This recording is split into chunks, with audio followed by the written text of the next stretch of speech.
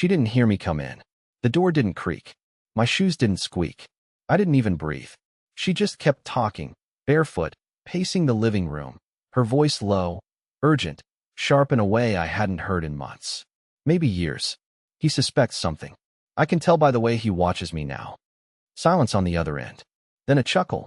A man's voice. His voice. And I stood there, half in the hallway, half in a life I thought was real. A ghost in my own home. She was holding my coffee mug. The one I thought she broke last year. Wearing my hoodie. The one that still smelled like sawdust from the garage. And talking to him. I don't think I can fake it much longer, she said. He's too soft to actually leave, but I can't keep pretending either. That part broke me a little. The soft part. Like it was a flaw. Like all those nights I held her through anxiety attacks, or covered the mortgage while she found herself, or forgave her for things that didn't add up. That made me weak. I didn't make a sound. Not yet. Instead, I backed away. Quietly. Stepped into the kitchen. Pulled out the envelope I hadn't planned to use for another 2 weeks. Inside, printed photos, screenshots, timestamps, copies of hotel bills. Even the Uber receipts she forgot were synced to our shared account. I slid the envelope onto the hallway floor, right where she'd see it next time she passed by. I didn't say a word. I didn't need to. Because the day before, at her cousin's barbecue, she told the entire family, with a grin, "Happy? I regret this marriage daily." And they laughed. Thought she was being sarcastic. I said, "Me too. That's why I'm ending it." They all stared. She did too. But nobody believed me. That's fine. They will. She found the envelope the next morning. I was already gone. Not far, just parked at the end of the street with the engine off, watching the front door through the fogged windshield. My phone was on silent, face down on the passenger seat, even though I kept glancing at it like it owed me an explanation. At 7:12 a.m., she opened the door. No panic. No shock. She just stood there with the envelope in her hand, stared out at nothing, and then, like it weighed nothing at all, dropped it straight into the trash bin. That's when I knew she really didn't think I had it in me. She didn't open it. Didn't even pretend to. Just tossed away weeks of proof like it was junk mail. Like I was junk mail. But she didn't know everything. She didn't know about the USB. While she'd been out the weekend before, brunch with the girls, of course. I'd spent the entire Saturday at a public library 2 towns over, copying every piece of evidence onto a drive. Not just the screenshots, not just the texts. Voice memos, call logs, security footage, even a screen recording of the synced calendar she thought she had deleted. I mailed it to myself. Certified, tracked, signed delivery. Insurance, I guess. You'd think someone in my position would scream, confront, cry, rage. But honestly, I felt calm. Like I was finally holding the last piece of a puzzle I never wanted to finish. What shook me the most wasn't the affair. Not even the lies. It was how good she was at pretending to love me while quietly resenting me. How she still called me babe while planning hotel rooms. How she still asked me to rub her back at night while texting him from under the covers. She weaponized warmth. And I, the fool, kept showing up for it. But the real twist? The man she was seeing, I'd met him before. Shook his hand. Laughed at his jokes. He installed our bedroom ceiling fan 3 months ago. Yeah, him. I recognized his voice the second I heard it on the Bluetooth speaker when she thought I wasn't home. He had this weird way of dragging out his vowels, like every sentence was a lazy joke. And when I replayed it later, alone in the car, it hit me like a punch in the throat. He'd been in our house more than once. With me there. With us there. And I still smiled. Offered him water. Thanked him. God. I even gave him a 5-star review. So yeah, she threw away the envelope. That's fine. Because tomorrow, she'll receive a new one. This one will come from a lawyer. And inside will be a copy of everything she didn't bother to read. She thought she was getting her life back together. I watched her rehearse in front of the mirror that morning. Black blazer, neat bun. That fake smile she uses when she wants something. She was pacing with her phone in one hand, muttering answers to imaginary interview questions, while I stood quietly in the kitchen stirring instant oatmeal I had no intention of eating. It was her first job interview in 2 years. After all, I'd been the one paying the bills while she focused on herself. I paid for her yoga certification, the photography class she never finished, and the espresso machine she swore would turn into a side business. I was always the bridge between her and her next idea. But now she wanted something more stable, as she put it. something that gave her purpose. That's what she told me, anyway. I knew the real reason. He was pushing her to leave me. Start fresh. Make it easier to go public. Of course, neither of them had the spine to say it out loud yet. But it was there. In her change of tone, her sudden interest in budgeting apps, the way she started saying I instead of we. So I let her go, kissed her on the cheek like I always had, told her good luck, and closed the door behind her. Then I grabbed my car keys and left through the garage, took the long way around the neighborhood so she wouldn't see me tailing her in the rear view. She didn't notice. She never does when she's focused on herself. The office building was tucked between a florist and a dentist, some mid-sized marketing firm she found online. I parked across the street, 3 rows back, low enough not to be seen but close enough to watch the sidewalk. And I waited. At 9:03 a.m., a woman in a navy blue blazer crossed the street toward her with a clipboard and a manila envelope. 3 seconds later, I saw the exact moment my wife realized what was happening. Her whole body stiffened. Her hands froze mid-gesture. She didn't take the envelope at first, just stood there, blinking. But the woman was a professional. She handed it to her anyway, turned, and walked back across the street like nothing had happened. Mara opened the envelope on the spot. I could almost feel the heat from where I was sitting. She spun around, scanning the street. Not looking for traffic. Looking for me. Her face wasn't angry. It was worse, confused. Like she couldn't believe I'd actually done it. Like she didn't think I had the nerve. I didn't get out of the car. Didn't wave. Just watched her stand there holding the paperwork, her little portfolio clutched under her other arm like it might still save the day. She didn't go into the building. She stood there for a long time. Then she turned around and walked back to her car. No job. No fresh start. No new life. Not today. And that was only the beginning. She still didn't know that the apartment she and Ceiling Fanboy were secretly leasing? Yeah, I'd already contacted the landlord. She wasn't moving on. Not yet. She didn't come home that night. No calls. No texts. Just silence, like she had evaporated into thin air. And honestly, I wasn't surprised. When you live with someone long enough, you start recognizing the patterns they don't even see in themselves. When she's cornered, she disappears. Always has. First into silence, then into someone else's arms. I imagine she drove around for hours, trying to decide whether to go to a friend's house and pretend everything was fine, or go to his place and pretend everything would be. But I knew she wouldn't go to his. Not yet. Because she hadn't told him. Not about the legal papers. Not about the photos. Not about the voice recording of him bragging in a group chat about how she was almost out, and how he wasn't trying to be a stepdad. Yeah, I had that too. Screenshots are funny like that. People don't realize how loud they are when they think they're talking in private. The next morning, I woke up to find her car back in the driveway. I didn't ask where she went. She didn't offer it. We moved around each other in the kitchen like strangers pretending to be civil roommates. The silence was louder than any fight we'd ever had. That same afternoon, I made a quiet little phone call to a leasing office downtown. She thought I didn't know about the apartment. She was wrong. It's incredible what you can uncover when you log into someone's email for shared calendar access, and they forget to log out on the family iPad. I watched the entire conversation between her and the leasing agent unfold over the course of a week. She used a different last name, hers before we got married. Bold move. The unit was small but modern, perfect for 2 people who wanted to start over with no baggage, as she so eloquently put it in her email. I wasn't angry. I was surgical. I emailed the leasing agent from my own account, using my full name and politely explaining the situation. I didn't threaten. I didn't beg. I simply attached a copy of the marriage certificate, the pending divorce filing, and a screenshot of the rental application she submitted while still legally bound to our mortgage. I asked one question.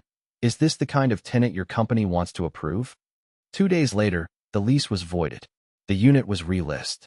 I even saw them post it on their Instagram with the caption, now available again. Unit 403. She saw it too. She followed them. And that night, I watched her sitting on the couch, scrolling silently. I could tell the moment she saw the post because she paused for way too long on the screen, blinking like she was trying to understand whether the universe was playing a joke on her. I almost felt bad. Almost. She slammed her phone down harder than she needed to, then grabbed her keys and stormed out. I didn't ask where she was going. I already knew. What I didn't know was that when she came back, she'd be crying. And not for the reason I thought. Because apparently, betrayal doesn't stop when you think you've reached the bottom. Sometimes it's layered. And the next layer was about to blindside both of us. She came back late. Hair messy. Eyes red. No makeup.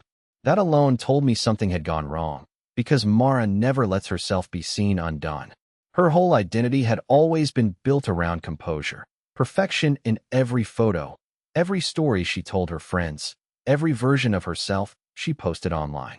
But that night, she looked like someone who'd seen something that cracked her open. She didn't speak to me, just brushed past like I was furniture. Went straight to the bedroom. Closed the door behind her, didn't slam it. Just closed it quietly, which was worse somehow. No dramatic fight, just defeat. The thing is, I almost went after her. Almost.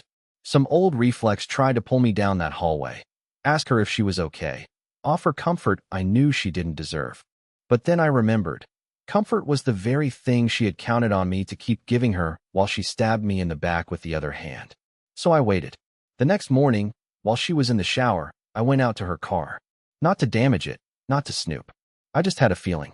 A pull in my chest like something was there waiting for me. I opened the passenger side door and sat down for a minute, letting the silence soak in. Then I popped open the glove box. And there it was. A small, black velvet box. Still closed. I knew what it was before I touched it. I didn't want to open it. My hand hovered over it for way too long, like it might burn me. But curiosity is cruel. It doesn't whisper, it scratches at you. So I opened it. Inside was a ring. Not her engagement ring. Not mine. A new one. Sleek. Modern. Different stone. It looked nothing like what I would have chosen for her, and that made sense. Because I didn't buy it. And it clearly wasn't meant for me. But here's the twist. It wasn't meant for her, either. Folded underneath the box was a little slip of paper, tucked so tightly it was almost invisible unless you knew to look. I pulled it out, unfolded it slowly, and stared at the handwriting. It wasn't his. It was hers. A note. Just 7 words. Let's not tell him. Not yet. M. My pulse kicked up. What the hell did that mean? Not tell who. The timeline didn't make sense. I knew about the affair. I knew about the apartment. But the ring?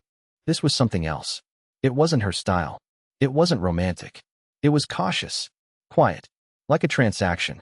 I sat there for 10 more minutes trying to piece it together, and that's when it hit me. She hadn't just betrayed me with one man. There was another. Someone I hadn't seen coming. Someone he didn't know about, either. And that's when I realized. I'd been tracking the wrong web. There wasn't one betrayal. There were 2. And I wasn't the only one being lied to. I couldn't stop staring at that note.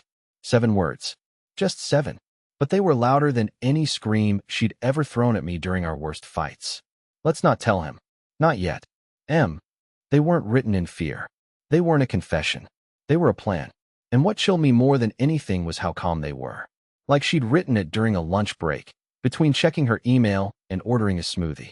For the next 2 days, I barely slept. I didn't confront her. I didn't mention the ring. I acted like everything was normal, which came easier than I care to admit. Pretending had been a requirement in this house for far too long, so slipping back into the costume was second nature. But my mind was racing. Who was the note meant for? And who was she hiding it from? I retraced everything. Rechecked the emails, texts, receipts. Looked again at the conversations I thought I had figured out. Then I saw it. An old message, hidden in the clutter of archived emails. One from 6 weeks ago, buried deep. Just a subject line, regarding the lake house. It was from a man named Logan. That name hadn't come up before. Not in texts. Not in group photos. Not even in the background noise of our life. I almost deleted it, assuming it was spam. But something made me open it. The body of the message was short, professional, too professional. Hi Mara. Just confirming your request. I've cleared the calendar for that weekend. No guests booked. I'll leave the spare key in the usual spot. Let me know if you need anything else.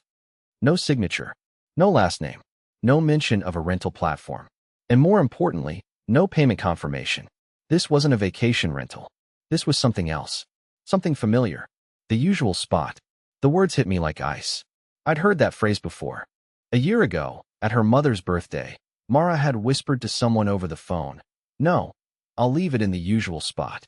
When I asked what it was about, she said it was a friend borrowing her old DSLR. I believed her. Of course I did. But now? I searched Logan in her email. 3 hits. One was a flight itinerary. One was a blurry, low-res photo of a dock at sunset, taken from the exact angle of the lake house we visited 3 summers ago with her cousins. The third was a password reset confirmation for an app one didn't recognize, Holospace. I looked it up. It was a private journaling app. Encrypted. Off cloud. No account recovery, without a linked phone. Secure. Discreet. And that's when I started to realize how deep this went. This man Logan, whoever he was, wasn't just a fling. He wasn't her rebound. He was something she had built a system around. He was someone she was protecting with tools, not just lies. And the kicker? When I found a photo of him, buried in the depths of her shared Google Drive, mislabeled work conference, my stomach turned. I knew his face. He wasn't some stranger from a dating app or an old college flame. He was my boss, Logan Weller, regional VP, married, kids, mid-40s, clean reputation, always smelled like pine and cologne. The kind of guy who clapped you on the back in meetings and asked about your weekend like he gave a damn. He had been to our house, had eaten at our table. He'd complimented Mara's cooking. I remember once, 2 years ago, he jokingly told me, "If you ever screw this up, I might steal her." We all laughed. Guess the joke aged well. I sat back in my chair, my hands shaking in a way I hadn't felt since the day my father died. Not from anger, from clarity. Everything made sense now. The distance, the carefully timed silences, the sudden interest in getting a real job. She wasn't just preparing to leave me. She was preparing to upgrade. Quietly. Surgically. This wasn't just a betrayal. This was a coordinated exit strategy. And I'd been the only one who didn't know I was being phased out. But Logan didn't know something either. He didn't know what I had. He didn't know I'd been recording. Not just her. Not just the emails. But something else. Something that would make this entire game a whole lot more dangerous for both of them. There's something sacred about silence. Real silence. Not just the absence of sound, but the space where truth gets loud. That's what it felt like when I pressed play on the audio file. The one she didn't know existed. The one she recorded herself. Let me explain. 3 weeks prior, Mara had borrowed my old Zoom recorder. Said she needed it for a mindfulness class she was teaching. I didn't even know she was still teaching, but I didn't question it. That's who I was. Trusting, forgettable Carl with the duct-taped life. She took the recorder, dumped it in her tote bag, and never brought it up again. What she didn't realize, what most people don't, is that these things don't stop recording until you tell them to. And she never did. The file was over 7 hours long. I didn't intend to listen to it all.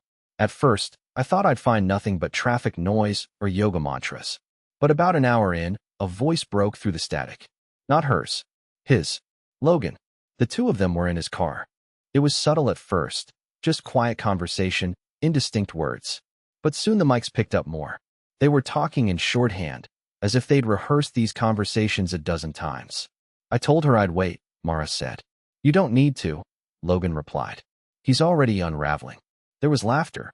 Hers. It didn't sound like the woman I married. It sounded like someone who had stepped out of her skin and put on a new one. They talked about money next. Selling the house. Liquidating shared accounts.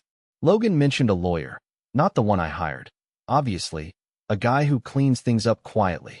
Mara hesitated. He's not a fighter. He'll cave fast once it hits him. But then Logan said something that made my throat close. If not, there are ways to move him along. It was quiet. Not threatening. No obvious malice. Just a sentence said like a sigh. But the way he said it. Like he was talking about a broken chair that needed to be thrown out. I paused the recording. Rewound. Played it again. And again. Ways to move him along. I don't scare easy. But that wasn't about leaving. That was about removing. Subtly. Legally. Or maybe not. I sat there staring at my computer screen, fingers frozen on the trackpad. I wasn't listening to a couple having an affair anymore. I was listening to a strategy meeting. A dismantling. And I was the project. I transferred the full file to 3 flash drives. One I stored in a safe deposit box under a fake name. One I mailed to my brother with a note. Open this if anything happens to me. The third? That one stayed in my pocket. But I didn't confront her.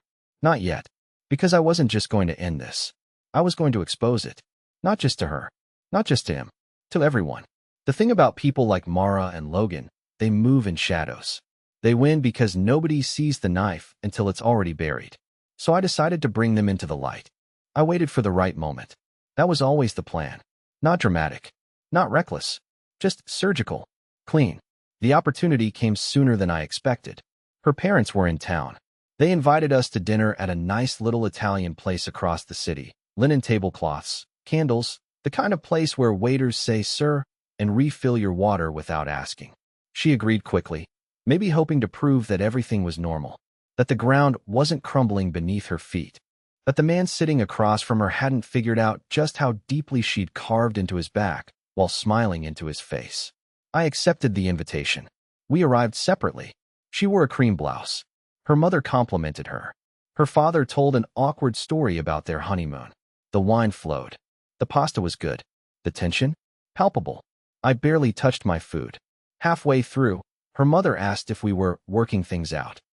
Mara gave one of her flawless half-laughs, shrugged, and said, "Well, we're still figuring some things out.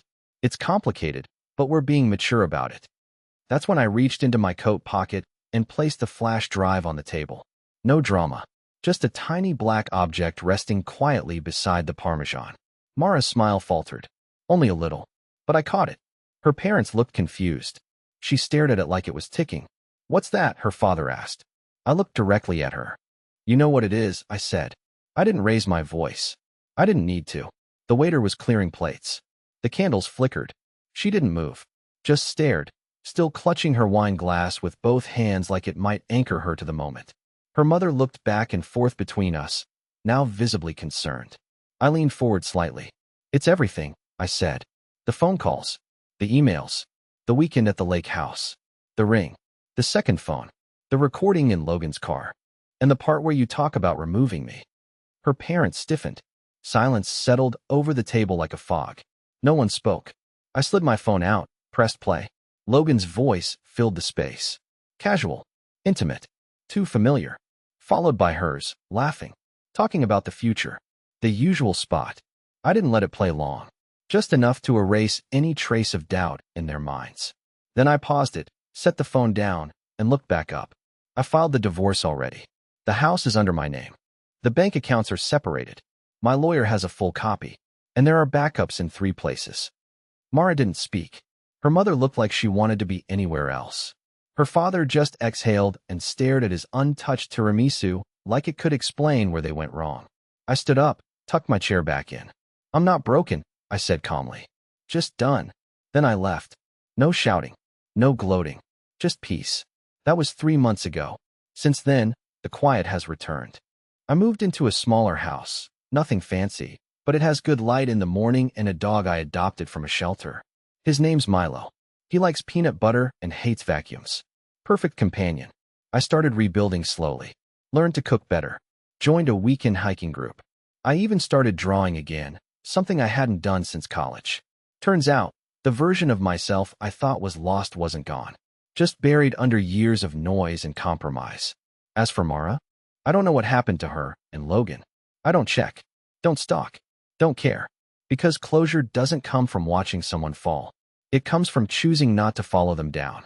And on quiet Sunday mornings, when sunlight pours through my windows and Milo rests his chin on my knee, I feel something I hadn't felt in years. Not revenge. Not victory. Just relief. And that's more than enough.